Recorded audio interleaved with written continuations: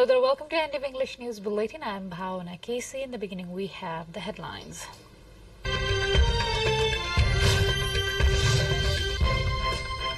Nepal secures its berth in Asia Cup 2023, registers 7 wickets win over the UAE in ACC Premier Cup final. Lumini Chief Minister Chaudhary facing vote of confidence today to assign ministerial berths after securing confidence vote. US estimates over 20,000 Russian soldiers killed in fighting in Ukraine's Bakhmut since December. Moscow trying to control the city in a grinding war of attrition. And US Treasury Secretary warns US may run out of cash by 1st June if Congress fails to raise or suspend the debt ceiling. Biden calls meeting of congressional leaders.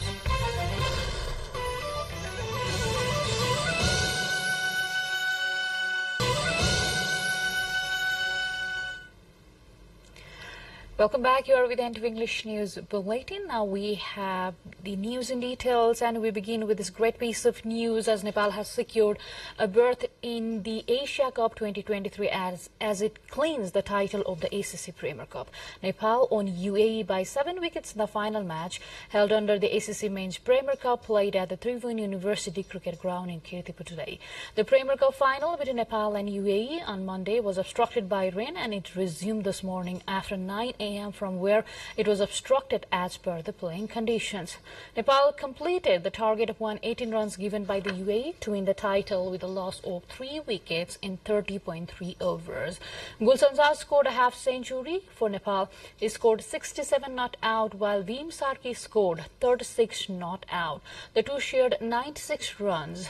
Earlier, after losing the toss and being invited to bat first, UAE were bundled out for 117 runs in 33.1 overs. Lalit Rajwamsi took 4 wickets for Nepal, while Karan Casey and Sandeep Lamithane took 2 wickets each, while Sompal Kami and Gulshan Jha took 1 wicket each. After defeating UAE, Nepal is now looking to play Asia Cup for the first time. Nepal will play the group consisting India and Pakistan in the Asia Cup to be held this September. The newly appointed Chief Minister of Lumini Province, Dali Bahadur Chaudhary, is scheduled to take a vote of confidence today. Chief Minister Chaudhary is seeking a vote of confidence 6 days after his appointment. As per the constitutional provision, the Chief Minister must undergo the floor test within 30 days of being appointed to the post. The Chief Minister is planning to assign ministerial portfolios to his cabinet members after securing the vote of confidence. The 87-member Lumini Provincial Assembly has 53 lawmakers, including 27 from Nepali Congress, 11 from CPN Mao Centre, 4 from Nagarik Unmukti Party, 3 each from Janamat Party, Janata Samajwadi Party and Lokatantrik Samajwadi Party, and 1 each from Rashtriya Janamorcha, Unified Socialist Party, and 1 independent lawmaker. One-way traffic has resumed along the obstructed Dhading section of Prithvi Highway. The highway was obstructed after the motorable bridge over local Ganesh River at border of Dhuni Besi Municipality and Thakre Rural Municipality of Dhading collapsed on Monday afternoon. Nepal Army, Nepal Police and locals were involved in resuming the road section.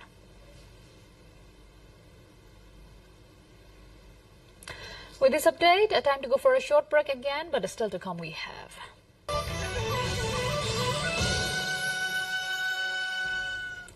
Welcome back now to more updates.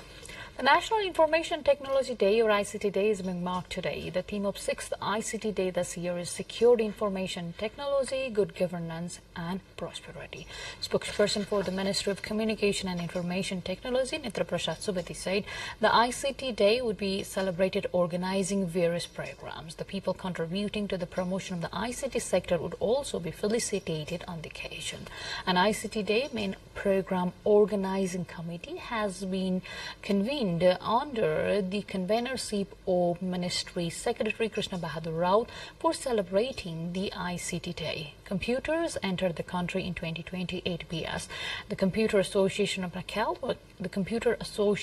Nepal, CAN, was established on this very day in 1992, and the ICT Day started to be marked to commemorate this occasion.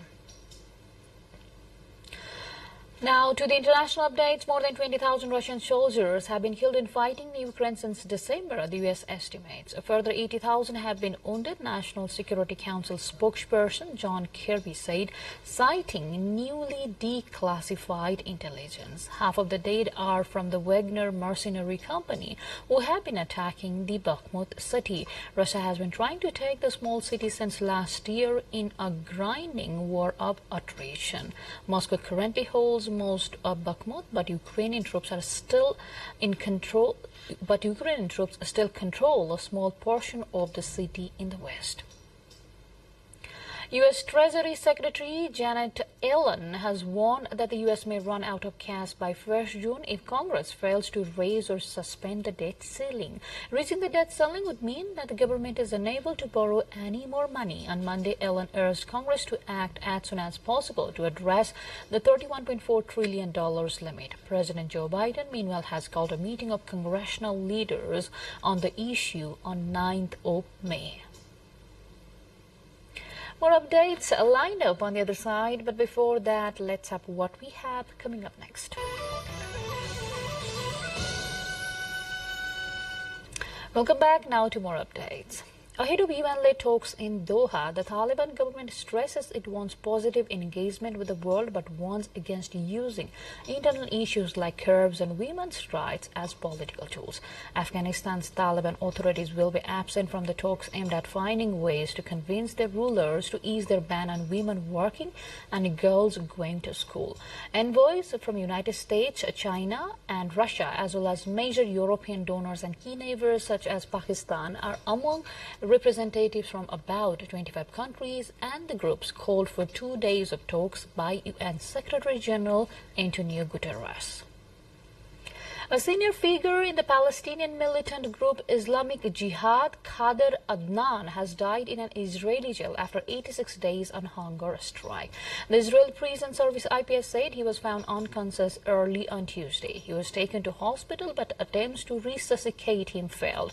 The IPS said he had refused to undergo medical tests and get treatment. After the death was announced, militants fired at least 3 rockets from Gaza Strip with no one hurt. Islamic Jihad, which is based in the Gaza Strip, had earlier warned Israel would pay a heavy price should he die in jail. More updates lined up on the other side, but before that, let's have what we have coming up next.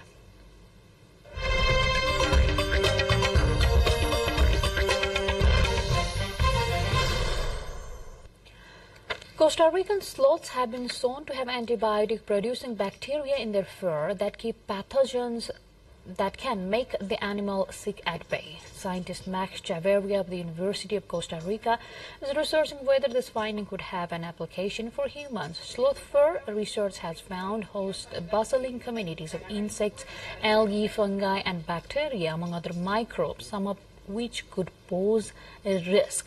Yet experts say the famously slow-moving mammals appear to be surprisingly infection-proof.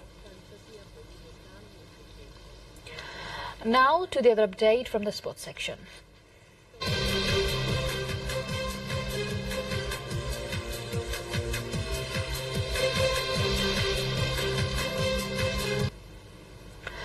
Well, with this update, we come to the end of this English News Bulletin. But before we say goodbye, let's have a quick reminder of the major stories.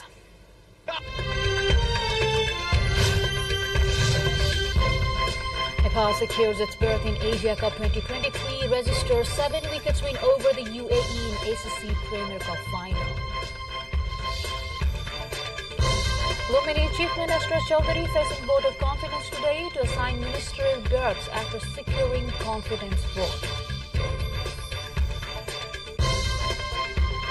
U.S. estimates over 20,000 Russian soldiers killed in fighting in Ukraine since December. Moscow trying to control the city in a grinding war of attrition.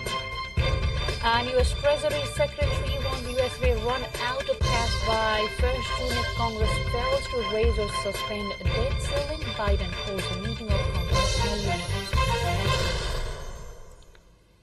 That's all we have in this edition of English News Bulletin. We'll see you again at the next round of English Bulletin at 6 in the evening. Till then, have a great time ahead and do stay tuned with us.